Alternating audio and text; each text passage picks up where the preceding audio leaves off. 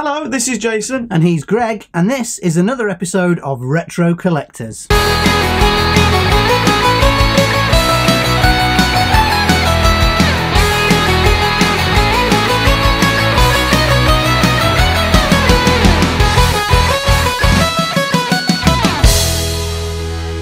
With only 1 week to go until the car boot season starts, we just couldn't wait that long to go out and look for some retro stuff to show to you.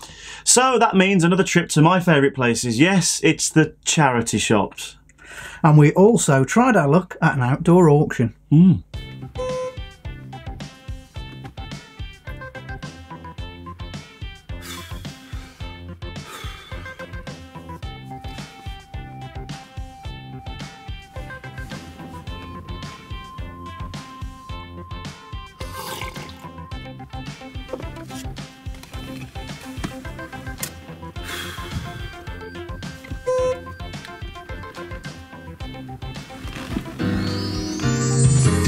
Thank you for selecting this CD cleaning disc to clean your CD player. Where have you been? I live miles away. It's ridiculous. Are you ready? Here we go on another retro collecting adventure. Let's go.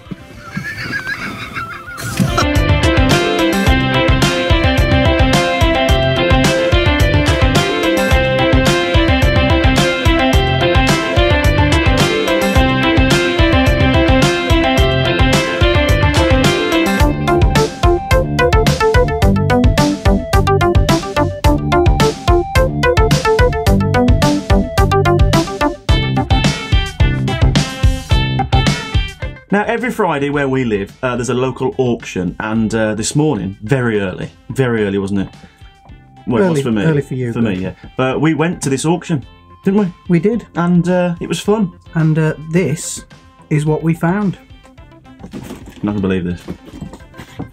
It's called Electronic Intercept. Intercept. And it was actually released in 1978, and I'll read you what it says on the back here. 78? It says, be the attack pilot. Can you sneak past your opponent's surface-to-air missile sites and attack his airfield? Huh? Maneuver secretly across the tracking grid. Can you track down and destroy the attack jet? Use your logic to pinpoint his position. Fire your rockets to score a direct hit. It's, now you opened it up earlier, didn't you? I did. And it looks the most boring game I've ever seen. We don't quite know how to play it because there aren't any instructions included. It looks very chess-like, doesn't it? I think it's a bit like Battleships. Well, that was alright though. Maybe Intercept is fantastic. Intercept, Intercept, Intercept. It's Intercept, the fantastic new electronic strategy game from Lakeside. The enemy bomber attacks your base. You position your missiles. Launch your fighter. You fire. You miss. You track and fire again. Hit. You win. Your turn to command the jet bomber. You maneuver. The enemy fires a missile and misses. You fire. Bombs away. It's a hit. I'll get you next time. Get Intercept, the fantastic new electronic strategy game from Lakeside.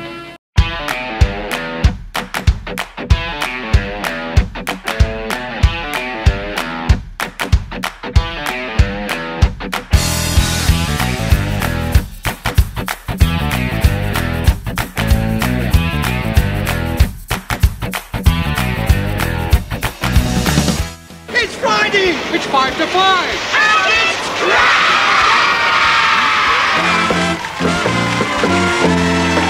And it's Crackerjack. Crackerjack. Crackerjack. Look at that. Look at that. It's immaculate. And do you know how much that was? It says there, but do you know how much that was? It was £1. And what year is it from, Greg? It's 1969. 69. It's incredible. I mean... And that young man right there is Michael Aspel. Michael Aspel. And there he is again, look there.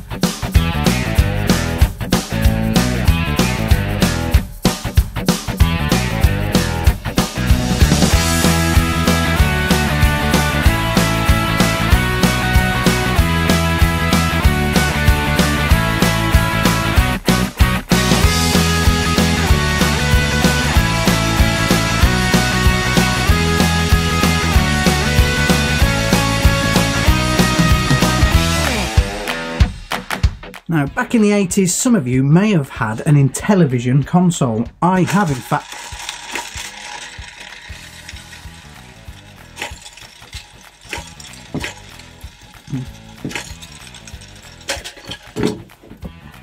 Back in the 80s, some of you may have had an Intellivision console. I have in fact got one. However, just recently they brought out an Intellivision handheld console that plugs into your TV. And it has the best games from Intellivision, and we found this in the charity shop. Charity? 25 games included, and it plugs into the back of your TV and you can play your Intellivision favourites. And we paid $3.99 for that. $3.99? $3.99, it's quite a lot of money for us, isn't it? That's come out of our budget. I'm not happy. Here's an easy question for you. Which of these games is the closest thing to the real thing? A, Intellivision Major League Baseball. B, Atari Baseball.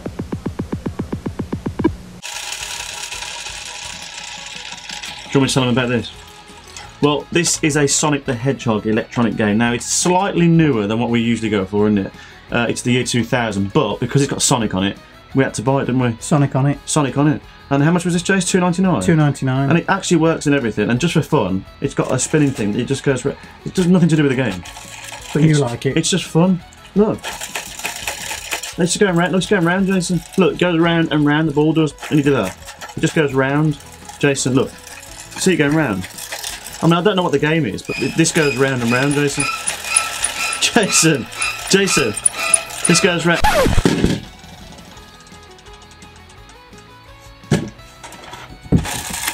Oh yeah! It's good, isn't it?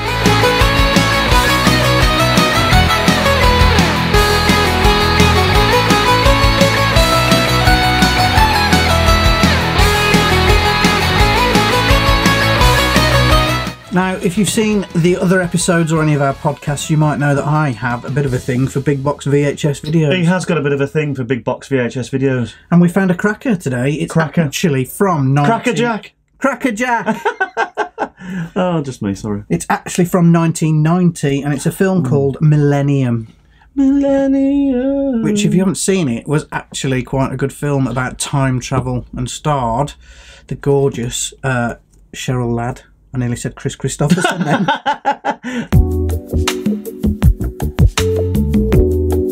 I've never heard of it. It's a very good film, Greg. You dived in to get that today. I suggest you watch it. Well, I haven't got a video player.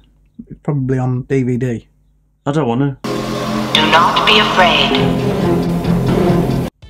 Believe it or not, you can actually find some bargains on eBay. And Greg found such a bargain, didn't you, Greg? Oh, I went mad. Because I know we haven't got many annuals. No. So I bought these. And I couldn't believe I put a bid in of a maximum of £10. And I got them for £1. And it must have cost him £5 to send them. Bless him. So I got... In the pack was that. Thundercat. I mean, that is immaculate. It hasn't... I mean, it's just perfect. So this is all in the same pack, isn't it? So that was £1. Thundercats are on the loose. Knight Rider colouring in book. The guy clearly just liked colouring the car though, because that's all his belt ran out a bit there. Yeah, it did, didn't it? Yeah. But that's. I mean, that was. Look at that. Look, just like the car again. Just the car again. Just the car again. Just the car again. Oh, he run out. Definitely run out there. That looks nothing like Michael Knight. And who or what is that? Dukes of Hazzard. I mean, that's not the best condition one, but well, it's Two terrible. words. Daisy. Duke. And there was colouring in, 18 book as well. Now, this is the funny thing is, it's the same guy. He clearly only liked colouring in like the vehicles. Like there's a helicopter. But he has got some different coloured pens because his black ran out. No, no, he found another pen. That's where his black ran out. He found a pen, yeah. He found that pen. Although he's done it grey though, hasn't he? To colour black. You will find under my bed. Hope there's nothing sinister about that. You're crazy. Just like Murdoch. Unfortunately, we don't always have the cameras with us when we go looking for retro things, and that was the case for some of the other stuff we've found since our last episode. Which genuinely we're both gutted about, because we found some crackers the last time we went out. Yeah. Can I do my first one? Go on, Got to do it.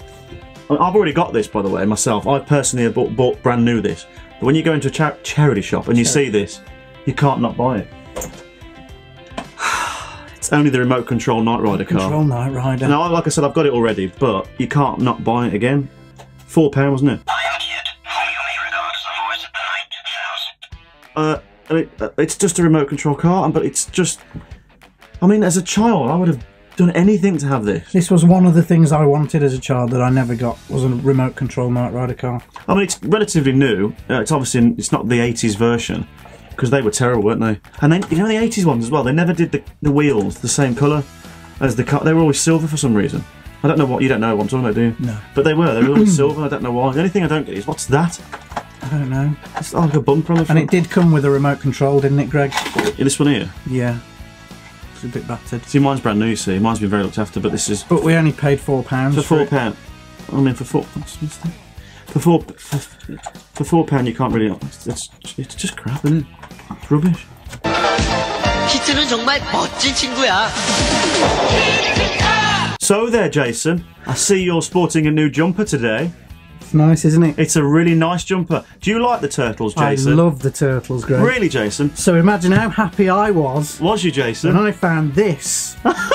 Teenage Mutant Nurtles. That's easy for you to say. Ninja Turtles medal collection. Look at that. Now, I'm going to let you into a little secret. It wasn't quite complete. No. Which one was missing? Michelangelo medal was missing, but let me tell you how much I paid for it.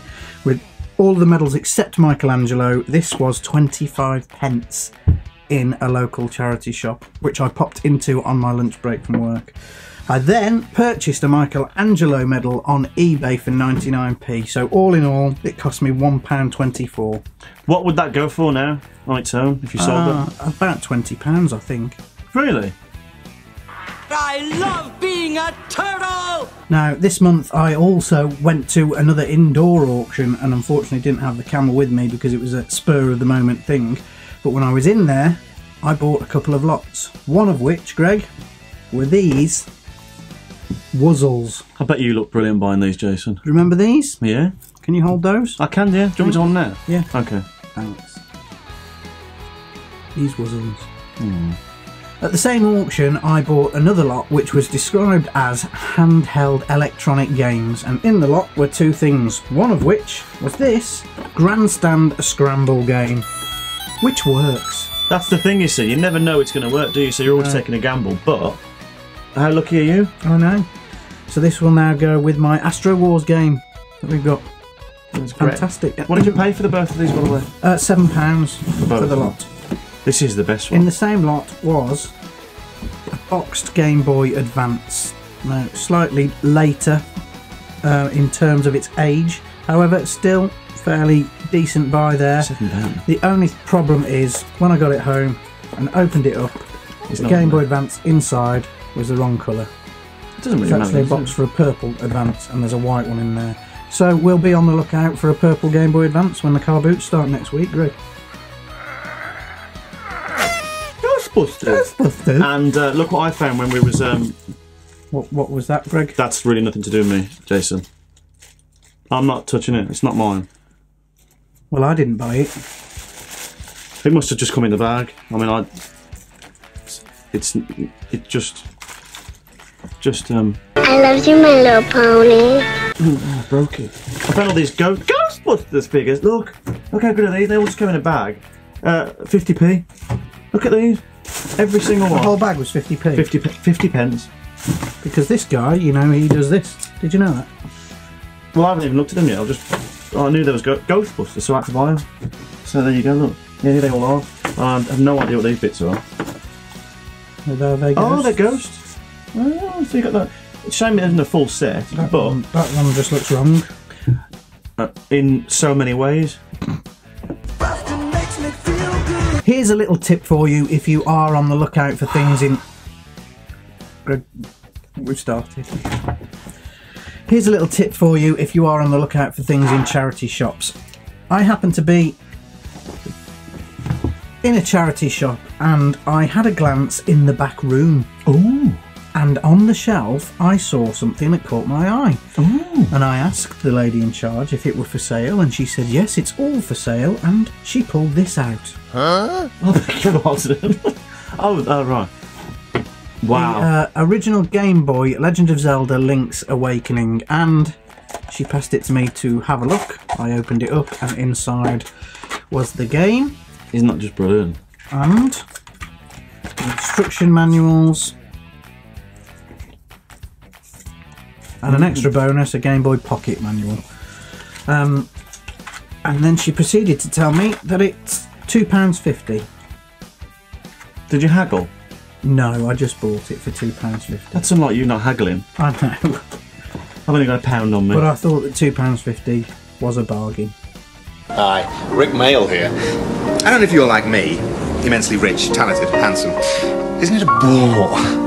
Well, I found the answer.